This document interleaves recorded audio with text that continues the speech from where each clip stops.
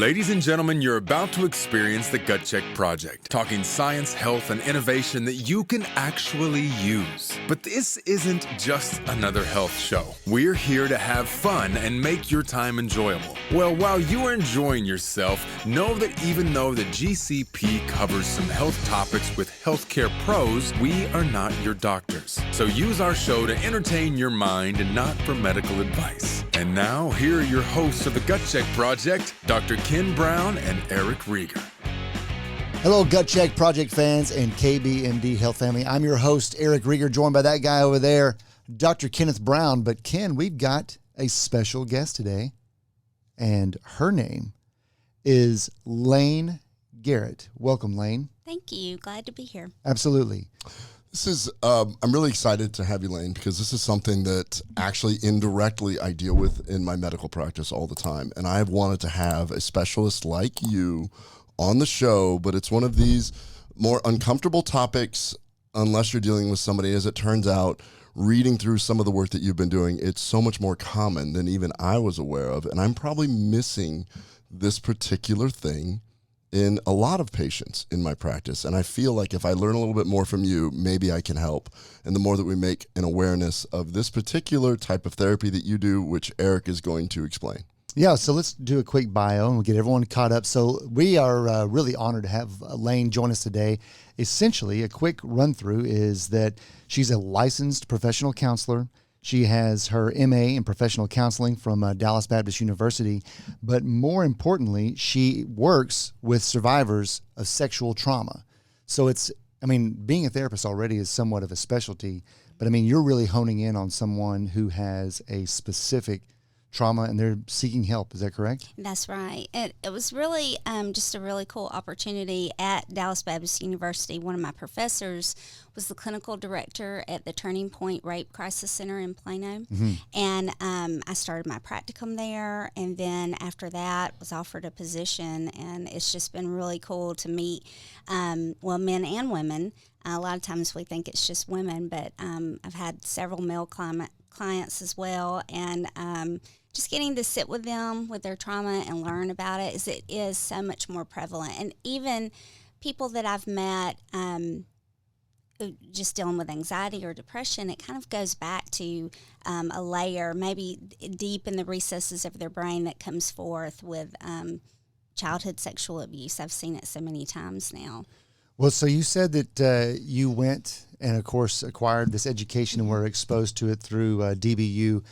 So what we typically do with the guest is kind of figure out what led you there. So where are you from originally? Okay. And take us from there. All right. I'm originally from Georgia, mm-hmm. and I taught high school history for 10 years. Nice. I always wanted to be a therapist, but when I was in college, my mama was ready for me to graduate. So she said, stop it, no psychology degree. So I did a history degree, which makes a lot of sense because you can do nothing with that once you graduate. I'm not just going to move lateral. I'm just going to go down a peg.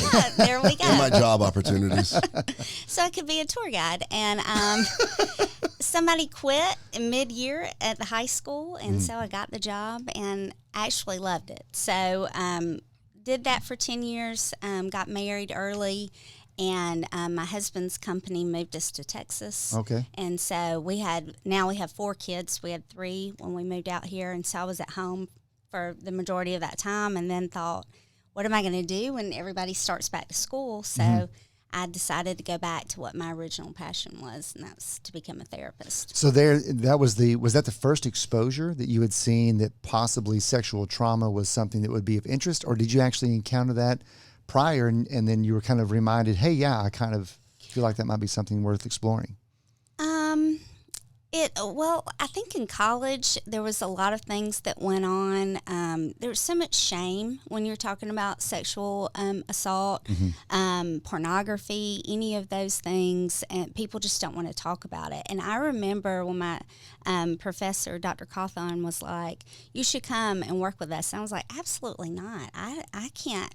I don't think that I would be good at that. I don't think I could sit there. I don't understand. And it just really opened up my eyes to the connection that people need and just the safety of telling their story and supporting them in things that happened that they didn't ask for. You bring up the shame, and of course we'll get into what your practice looks like, but would you say that the shame comes from possibly people not recognizing that they aren't alone? Yes, absolutely.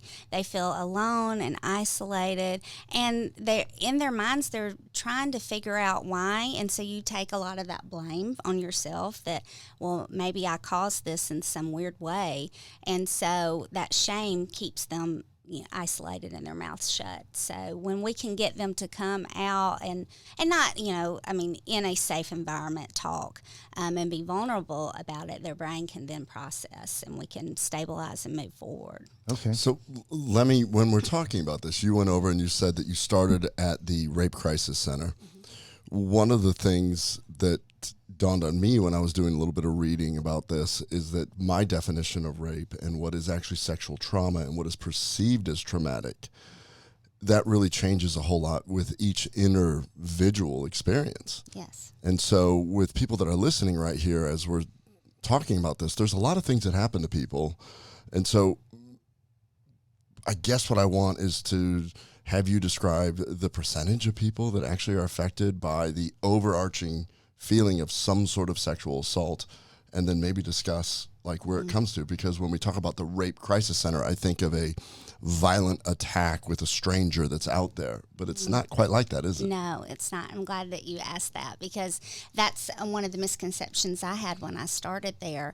And I was at the Rape Crisis Center for almost 3 years, and I had one intake that I did with a client that was assaulted by someone she didn't know.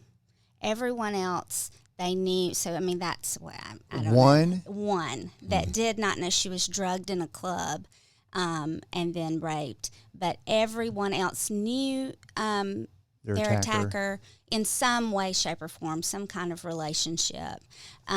So it's a staggering number. And another piece that we don't talk about a lot is incest. We had a lot of people that came through our clinic that were assaulted by parents, uncles, aunts, cousins, siblings, and so that's a great amount of shame that's going to affect the family.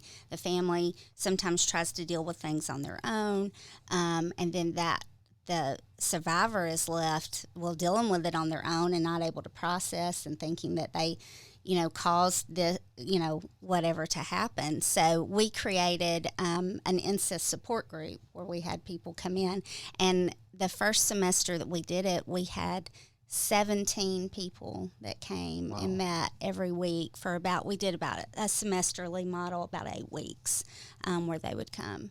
And where you establish this, just so I get an idea, what is the population that you're serving? Well, it's 13 and up, men and women. I'm sorry. Basically what I'm trying to decide is is this middle of Manhattan, New York City, densely populated, or it's here in Texas, North Texas. So North Texas, so not like a super urban, which just kind of shows the gravity and the extent of this. Right. Yeah, without question. And just for clarification, when you say incest, this is always predatory incest, though, right? You're not just counseling people who have consensual relationships between each other. Well, with incest, I mean, that's a blood relative. Right. So it would definitely be predatory. Okay. Yeah, I was just not that somebody who would consent to doing that would come and seek side. I was just making sure that we had that. So it's not just predatory by somebody who happens to be a rogue boyfriend or a husband who's happened to take advantage of his wife or just a neighbor. Well, tell us a little bit about how much of it constitutes women, how much of it constitutes men. What does that look like? I believe in the state of Texas, the statistic, is 9 out of 10 are women, and it's 1 in 6 are males in the state of Texas that have been sexually assaulted. 9 out of 10. So 90% of women have been sexually assaulted? No. Or of the people that Yes, of the people. Yes, okay, sorry. No, that's fine. But 1 out of 6. We don't do good math on the show. That's why I'm a go therapist. sideways, Yeah. For sure. No, but those are still pretty staggering numbers. So you could safely say that 1 out of 6 males has experienced some level of sexual trauma. Now, what all does that include with males? I mean, it's already kind of strange to think of in that realm. That's not normally a way that people envision a sexual trauma victim. So what happens with these? Well, if they're assaulted by other males, sometimes when groomed at younger ages with pornography and other explicit activities, it's harder to track with the males because there is not, I mean, they're not going to come, maybe not as, they don't feel as comfortable coming forward, I guess. Yeah. But when we do, and it's harder to find male support groups, it's really a need. I've had clients in the past where it would have benefited them greatly just to be around other people that they connect with. They really understood their challenges, and there's not a group near us. Since COVID, it has been, there are more virtual groups, so that has helped. But before that, it was, I mean, unless they were going to drive very far, it was hard to find. So, number one, I'm glad that y'all provide that service. It kind of feels like that maybe the hard part for someone who wants to open up about a traumatic experience is, what is it going to be like when I go in here? So kind of walk us through whenever you have, and maybe it's different between female and male, but what is it like if you happen to be a young person or even an older person and you happen to be male or female, and what it's like to encounter a therapist like yourself, and what 1, 2, and 3 visits kind of look like? What does success look like? Okay. Well, basically, they'll come in, and we hit the ground running. We want to know, what's the presenting issue. A lot of times that can be, it just depends on how well they feel connected. If you have a person that comes in with a lot of anxiety, that's very hypersensitive to what's going on, you have to calm them down first, like grounding activities. Something I like to do is the 5 senses. What's that? What are 5 things you see? What are 4 things that you feel? 3 things that you hear? 2 things that you smell? 1 thing that you taste. So you're just kind of jarring them back into, okay, here, now, in this moment. Because people who've been through a complexity of traumatic events, it can be hard for them to stay present in the moment because they don't know what their emotions are going to do. If they come into my office, will they be able to handle what they're going to feel, what's going to happen? They feel like they're going to be out of control. And with an emotion, what we want to teach them is, okay, this emotion is going to hit. Yes, it's going to suck. We're going to be in it. We're going to ride it through like a wave, and then it will be over. But you just they have to see that and practice that so that they can, see that they can be in control. So the first couple of sessions, of course, is getting background information, and they can tell me as little or as much as they want to. There's no need for them to have to go through all these traumatic details again, and then work on grounding techniques, making sure that they can regulate themselves so that we can process their trauma. You kind of observe whenever they're able to do that before you get into the therapy tools that there's like a relief of being accepted that they've got this story? Yes, because I think one of the most important things about therapy is a therapeutic relationship. If you can connect and they feel safe, then they're going to be vulnerable. Sure. And you have to create a safe space of no judgment and just trying to help them see that there is hope, there is a new future. We can't change what happened, and we validate that was, that's a terrible experience. You did not deserve that. You did not cause that. But where are we going to go now? So I love this idea of the grounding when you come in, because I'm trying to envision myself that I'm in a waiting room or I'm sitting in the parking lot waiting to go up, and I know that we're going to talk about this thing that I try and run from all the time. And you coming in and saying, be present with me here, you're safe with me, we're not even going to get to that traumatic thing until you're comfortable with me. Right. I think that's super important for someone that's wrestling with this, because if I'm out there saying I don't want any kind of trauma, we're talking our veterans, we're talking anybody that's been through any, even the loss of a loved one, that the memory triggers these emotions.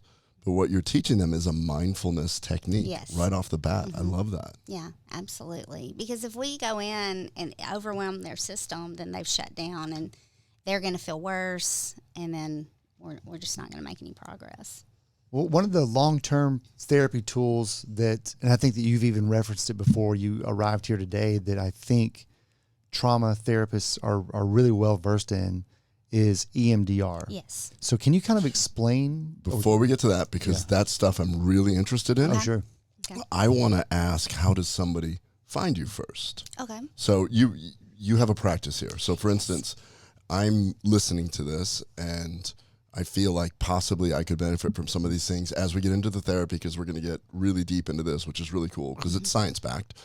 Like, when does somebody find you? How do they find you? Well, I have a website that I'm kicking off. I'm just going out on my own. Well, this month, I mean, today. August, not today, but this fall. And not necessarily just the details of how they do it, but your clients. When, like, basically I show up and what does your typical person say? I reached a point. I realized that I can't go on. Like what? I'm just trying to feel that person that shows up. Okay. I'm anyone that is just they're looking for hope. They're, maybe scared. Maybe it's a situation that they've never told anybody, or they don't know how to tell their family, or they need help moving forward. Their self-worth is low. They're panicking. They can't go out in public anymore. It's hard for them to go to the grocery store. Those kinds of things, they can come in and I can help them. And they can find me at cultivatehealing.net. That's my website. And email me directly, Layne at cultivatehealing.net.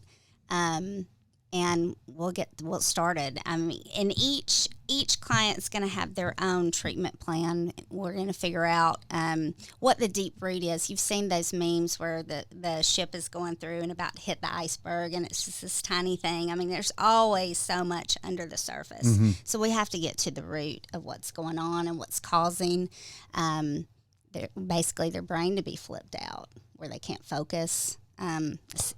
You were going to say something? Well, first, for all of our viewers and listeners, we'll definitely have the connection links back to your site in your email, all that kind of good stuff. But when Ken was asking how someone finds you, would you say that sometimes there might be someone who is close to the victim who just happens to notice they seem off? Yes. They seem like that they may need, because I think it's really interesting. It beyond finding just Layne, finding help. Sometimes someone doesn't necessarily know that there's someone that they can turn to. So do you find that a loved one is like, something's not right with so-and-so?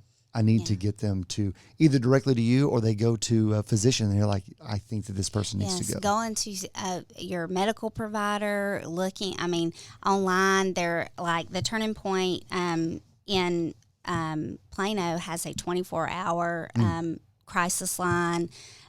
If they have suicidal ideation, there are suicide hotlines to reach out to. The resources now are at their fingertips. But when you're noticing something is not off, that is off, instead of justifying it away, go ahead and start having the conversations and put them in touch with a therapist, or at the very least, the resources online. Kind of a weird way, and I'm just thinking of someone that I knew in a long distance past, but they had once described that their relationship with their assaulter or their attacker was a family relative, and they were continually having to be around this person. And that no one really picked up on it for a while because they didn't want to draw attention to it. And of course, the attacker is not going to tip their hand that they've been abusing this person.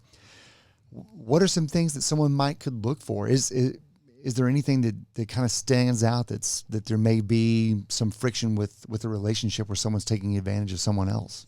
Well, any kind of routine change, any kind of emotional change, if someone doesn't have interest in things they they used to do. If they loved going out to the movies, and now all of a sudden they never want to go anymore. I mean, stark differences that you see. Sometimes, unfortunately, there's not going to be a lot of notice, but especially, I would say, for parents. With kids, you're checking their phone, you're in the mix, you know where they are, what they're doing as best you can. Sure. I mean, of course, there are things they're going to be hidden, but doing your best as a parent. We ran a parent group as well at the Turning Point, where parents would come in and they found out the information about children, adult children. We saw 13 and up there. But giving them tools, what to look for, because it can be and it depends on the person. It can be erratic behavior, very irritable, upset, mad all the time. Of course, that could just be a teen, right? I mean, like just a smart mouth. But noticing the consistency there of, this change, that something, it's almost, you feel it in your gut. This isn't right. What's happening? Is something going on? And just starting to have those questions. And if I would just strongly encourage, just go ahead and make the call, because once the client comes in, the therapist sits down, I'm going to be able, to tell, okay, we're going to be productive here, or, no, they're not ready. And they may not be ready. And that's okay too. They can always come back at a later time. But, They have to be willing to do the work, of course, but sometimes giving your loved one a little push to get them in front of somebody is all they need. So being in gastroenterology, I think that there is we know that there is a mind-gut connection. And we do know that trauma can affect the gut, and we certainly know that sexual trauma is tied into the pelvic floor and all this. I was a little bit shocked when I would have some patients I've had for many years and married, and their child is grown, and then they have a grandbaby, and the grandbaby reminded them of childhood issues and triggered, and suddenly the gastrointestinal symptoms became markedly worse. Wow. And it's out of nowhere. Yeah, and I sat with one, and I was like, you've been totally normal for like 10 years, and you're showing up, and you're kind of losing your mind right now.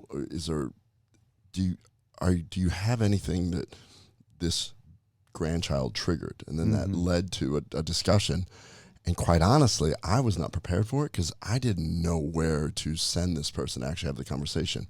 I found it somewhat fascinating that the grandchild triggered something in them that they had somehow suppressed. When you said that we have groups for parents, that was something there. Yeah, definitely. And that can, it could be, I've seen that a lot of times where a child, because something happened maybe at that age, and so they see that their grandchild, children, and it, triggers their brain into this space where they're feeling those feelings again and not feeling safe.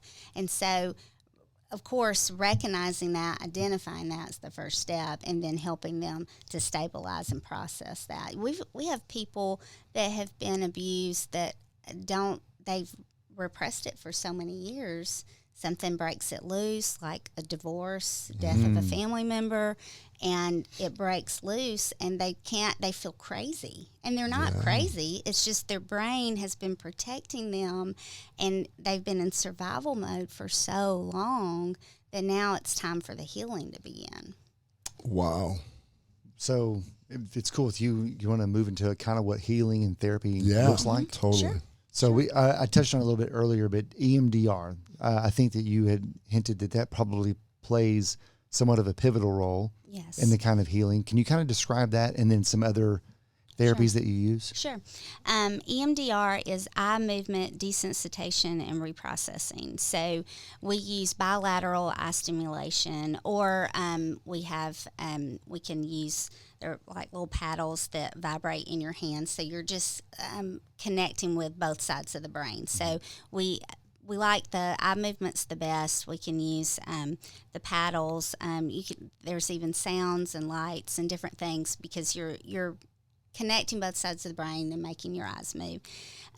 So what this does, if we think of the brain like a filing cabinet, and you have all of these things swirling around in your head, traumatic events, all these papers, it doesn't have anywhere to go. So with EMDR, when the trauma is stuck in the right side of the brain, we want to process through to the left side. So if we think about this brain as our filing cabinet, everything's swirling around. With EMDR, we can file it away where it's supposed to go. So it doesn't make you forget. It's not hypnotizing or anything like that. But what it does is it's processing. So when you think of this event, that's so horrific and like, oh my goodness, this happened to me, it becomes, yes, this happened to me.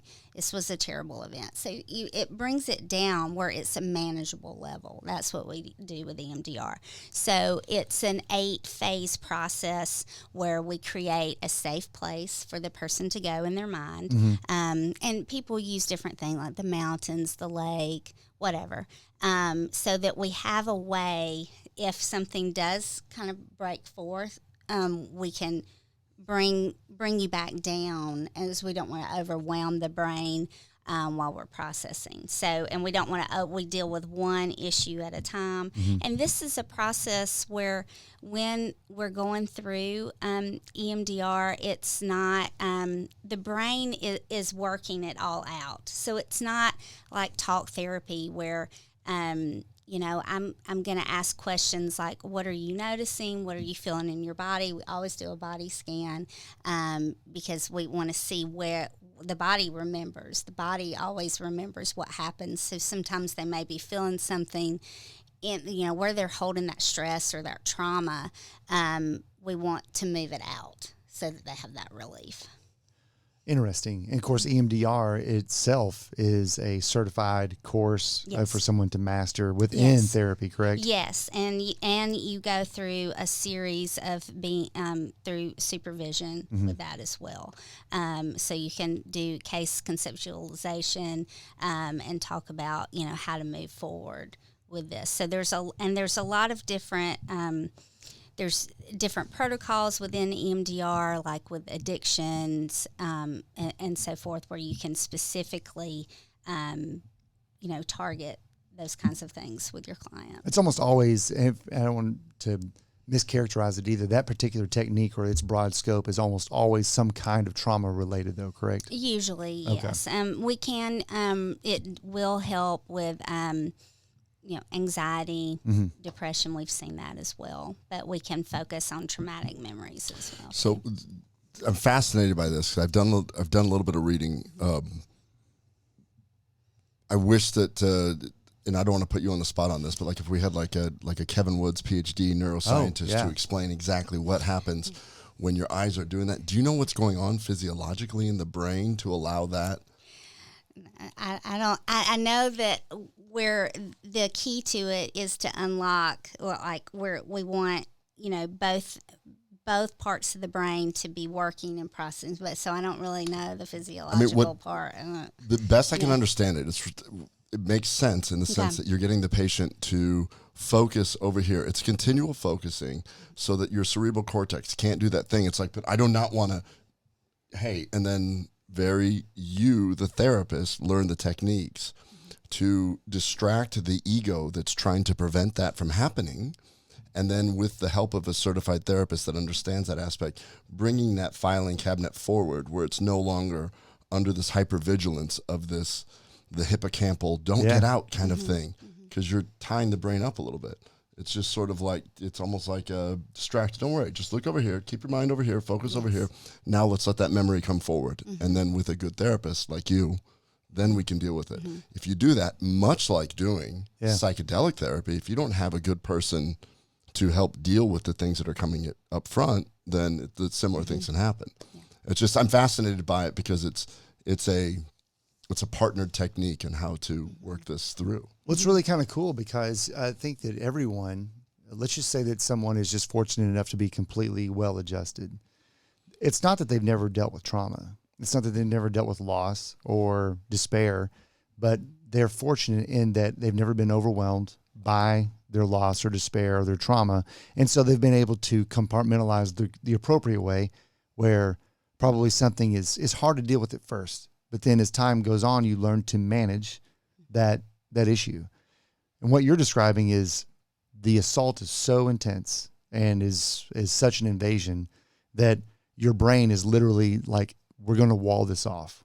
This can't be dealt with just with really the tools that you have right now. And so you find someone like you who's like, we can unlock this and we can free you again. Which is really amazing because that is a human survival instinct. Yeah. To keep going. But it also suppresses you from growing as a human and becoming somebody better. And somebody like you, the sooner you pull the Band-Aid off and address it, the shock would be that if I'm somebody that is scared, that I've suppressed it for years, depending on whatever age, and you're like, there's no way I want to sit in that parking lot and be scared and have a panic attack and walk in and do this. Be like, guess what? Every year you put it off, that panic attack will be bigger and worse. And it's gonna kind of be a tough ride any way you look at it. But the sooner you can find somebody that fully understands it like yourself and says, we get this, don't worry. Come in at any stage of your process. Yeah, I think you hit the nail on the head because it's like, you think of a pressure cooker, it's going to explode at some point if you don't start working. And there, you can work on pieces of it at a time, which is best, kind of slow and steady. But depending on the complexity with EMDR, you could be complete or, feeling a lot better, having more relief in, I don't know, 10, 12 sessions, something like that, depending on what kind of it time is. frame is 10, 12 sessions? That's once a week. Oh, wow. Yeah. So just depending on what your capacity is, what you're willing to tackle. And, there's some things, I have clients that have years and years of trauma. So of course I've seen them for a couple of years, but the goal of course is to meet the goals and not see someone, forever and ever. So I think that's critically important because, and I love the fact that you said the goals. So if I'm someone who's dealing with an internal problem or what have you, and I'm already skittish or I'm afraid to some degree, and rightfully so, to go and seek help and sharing this story, part of that fear comes from, I don't want to engage with this and me not get anywhere. So what I hear you saying is, no, I've got goals for you as your therapist. So right. kind of describe for someone who may be thinking,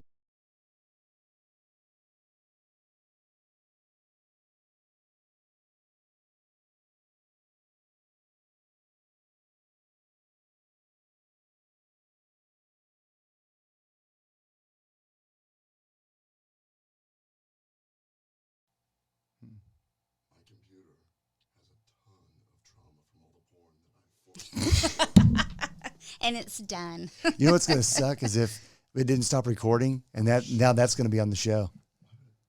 It didn't. It didn't. It's still going. I don't know why it did that. It looks like it's all there. Okay. Well, I mean, we can all hope so. So tell Paul what just happened. Hey, Paul, we're going to re-cue from right here in just a moment. I'm going to reframe that question. We just had a little glitch there. And then I shouldn't stop recording, should I? No. Just let it go? No. Weird. Ken can explain to you what he said off the mic, and then maybe that's the reason that the computer went down. Okay. Better yet, Eric will explain why he laughed on the mic. Okay. Hey, sorry guys for the interruption. We just had a small technical glitch. But what I was asking Layne is that, and just to kind of set the stage, we've dealt with what it's like for people to already have some anxiety to go and seek help. And they're having anxiety because they want to make certain that if they are going to engage with someone and open up, they want to know that they aren't doing it for naught, that there's a goal in mind. And you mentioned goals. And I think that's a fantastic way to look at really anything that's going to help someone else is having goals. So if you don't mind, just kind of explain what success looks like and what people should expect when they fully engage with someone like yourself. Okay. For one, they're going to feel better. Mm-hmm. And having tools where they can manage their anxiety and their depression and just work on, more focus in life, making decisions, informed decisions. And each person that comes in, you're going to sit down and decide, okay, what is the most distressing thing that's happening? Is it, panic attacks? Well, that's going to be our number one goal. We're going to teach you how to stabilize your system, teach you grounding techniques or whatever it is that we need to do. Look at what maybe it's the root, what triggers you, look at those kinds of things so we can identify and work on those things. So you're just going to feel maybe, I like to think of lighter and more connected. Looking at the support system's a big thing. Who in your life can you connect with and do life with that's going to be there for you. And, with your therapist, working on your harder things, but still having those people in your life that you can share with. So, I think, too, it's important to point out, going to a therapist if you're not connected and it doesn't feel right, there's a bunch of us out there. You need to move forward and see who you can find to connect with. I would imagine that someone who has experienced severe trauma like this probably they were vulnerable when the event happened. Yes. So there's probably going to be an element of, can I ever get control? Can I ever get control of my scene? Is that, I think that success might possibly also offer control over their choices. And boundaries. Yeah, Looking at boundaries with your support system, with the people in your life. We have a lot of people that, are people pleasers, working through that. Especially when you're dealing with things within your family, it's hard to, well, that's my family. I need to be there. I need to do this. But you can still, if you want, choose. I mean, it's okay not to have a relationship with family members if that's too distressing for you at this point. So making those decisions and then deciding what the boundaries look like and putting yourself first. A lot of times I think it's just so much easier sometimes to put ourselves on the back burner and just justify whatever we're going through that, it's not worth it. But we are worth it. So as we work on these things, setting up boundaries, working on our anxiety, processing things from the past, we'll feel better. So you've said anxiety a few times, and we understand that one. But I'm thinking of a lot of other problems that people deal with and what they might show up with. Or if somebody's, let's say, a habitual overeater. Let's say that somebody may have eating disorders like anorexia, bulimia, possibly OCD, addiction, all these other things. Those things strike me as a way that they're either consciously or unconsciously doing something, body dysmorphic disorder, and both men and women. Or, extreme athletes sometimes get into those because they're basically trying to occupy their brain from something else. Once again, consciously or subconsciously. Have you had people that have had any one of these issues outside of the anxiety that you brought up a couple times? Yeah, we've seen a lot of disordered eating, attachment disorders, DID, dissociative identity disorder, just different, and that's their coping mechanism. So, of course, again, just trying to get to that root, what is going on, so that we can process and help, them figure that out. With eating disorders, there's a lot of therapists that focus just on that, and sometimes that's a better option for them once we've identified where the trauma is, seeing how we can process, and are able to bring some relief, but sometimes they need to go that next step. Same thing with addictions. I do have some clients that turn to drugs and alcohol. A lot of times if we process through the trauma, that can help and lessen. Depends on, where the addiction is. So if they need to take that next step. It's just fascinating that we're seeing, Eric and I have done various podcasts on the whole psychedelic aspect of it, but it really just seems like the psychedelic aspect just shuts your brain down to allow these things to come up. The therapy you do does it in the same way, just over a 10-week period where it comes up. And they're seeing the success with all these other things I just brought up, addiction, PTSD. So there's always an underlying thing creating the habit or the manifestation, which we would consider abnormal. This has been a fascinating topic. This isn't, I think there's a lot of different things that lead for people to not have either their own personal success on what they want in their own health or what they want to achieve or how they want to enjoy life or whatever it happens to be. But even something that seems like it was just a one-time incident could literally spill over and set someone on the track that they don't necessarily want to be on. And the fact that you offer a service for someone to really find a way to not only heal, but move on and build the life that they want after they encounter therapy and whatnot. I mean, it's really awesome. I just don't think that kind of stuff, I didn't know about this kind of stuff when you were younger. And I was fortunate enough, this wasn't something that I ever encountered. So yeah, and it's something that I'm learning just recently because I'm asking questions now. Now I'm like, wow. Met some really cool people. We were just in Charlotte, North Carolina, and I met a wonderful person who she was explaining to me that her mission is to try and help because in the African American community where she came from, there was a lot of premature sexual encouragement and things like that in this community. And she's, as you know, she's a professional African American woman now, saying, you know, I didn't realize that part of this, and then that's associated with. Then she started telling me about abuse cycles and things like that. And I went, whoa, it didn't even occur to me. And that could be in different communities. What could seem normal to you is actually something that probably is not normal to a young child, and they should never be there, even though you grow up and you go, oh, well, everybody was, you know. Right. I mean, you know, it could change, and that's how come when I was asking about, like, where does your patient pool come from? But it doesn't really matter. People that need help, it doesn't matter at all. People that can connect with you and you know, hopefully somebody's hearing one of these things and says, I would like to get in there and talk, and it's okay if I have a panic attack in your office. Hope so, yeah, for sure. I think it's important to point out, too, a lot of times people think, you know, their experience, they minimize their experience. That, oh, well, this was, you know, people have it so much worse. They, you know, I have a friend who had, you know, something really terrible happen. Mm-hmm. And it doesn't matter. I mean, everybody's journey is their own, and the experiences that they have, regardless of where they try to scale them, it doesn't matter. It's what's going on in your own brain and how you're processing it, your own emotions.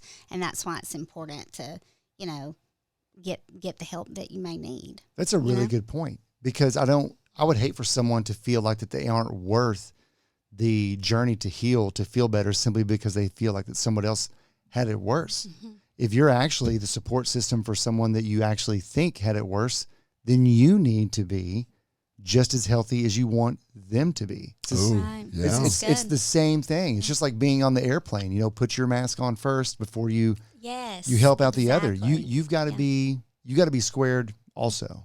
Mm-hmm. I mean, as squared as you can be. Squared as Ken. Ken's pretty squared. I'm square. All right, Layne, I can't thank you enough for coming and hanging out with us today. Thank you for having me. Yeah, and this is one of those things. I mean, typically Eric and I like to joke around and stuff like that, but this is one of those things that I'm learning how prevalent it is. Mm-hmm. And I'm completely unaware of how many of my patients probably this is a conversation I have to have with. Right. And now that I have somebody that I can send them to, I'm going to be more open about asking. Good. Be like, look, and this is the beauty of having a show like this. It educates myself and Eric. Yeah. And I get to say a really disarming thing like, hey, this is really interesting. I had this really cool guest on my podcast, and it's something that she taught me. And I'm just curious because she said she's had clients that have had XYZ. Have you ever had anything like that? Yeah. And just be that open.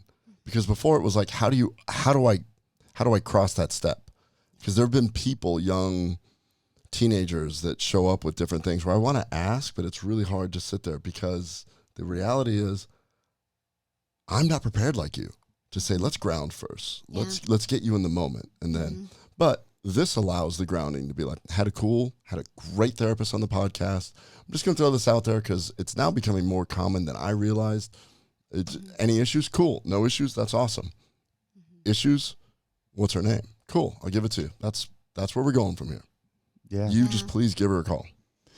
So, like I mentioned earlier in the podcast, we'll definitely have all your connection stuff in our show notes on the website at gutcheckproject.com.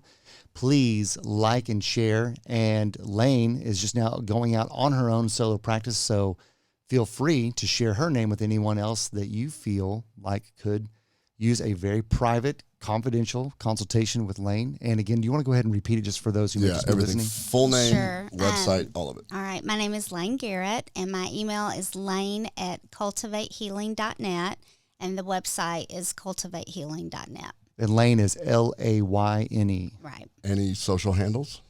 Not yet. Working on it. Got to get there. Yeah, well, that's all right. I think it's socially, this is one of those things where I think the intimate email, old school email, works a whole lot better than social personally, because this is great. I've learned a ton. You coming on the show, I looked up these different techniques, super fascinated by them, very impressed with just your journey. Going from history teacher to rape crisis center, that is a complete wow. Yeah. And I want to thank you. And I see you helping a lot of people and making this a very normal conversation. And once it becomes normal, then it permeates, and people can go up and say, that was a weird thing. That's not right.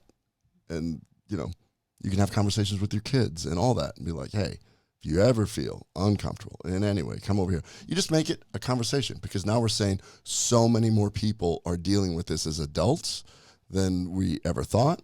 The more you can talk about it, the more that you know that there's help, the more that you can do this. So in a safe place. Yes, for sure. Thank you. Y'all just having me here and getting this awareness out for our survivors, and putting the information out there, creating a safe environment. And of course, helping me get my name out there. I really appreciate it. This has been great. Yeah, thank you. Thank you so much. That's going to do it for this episode. Thanks again to Layne Garrett for joining Ken and I. And please like and share, and we will see y'all next time around. Bye-bye.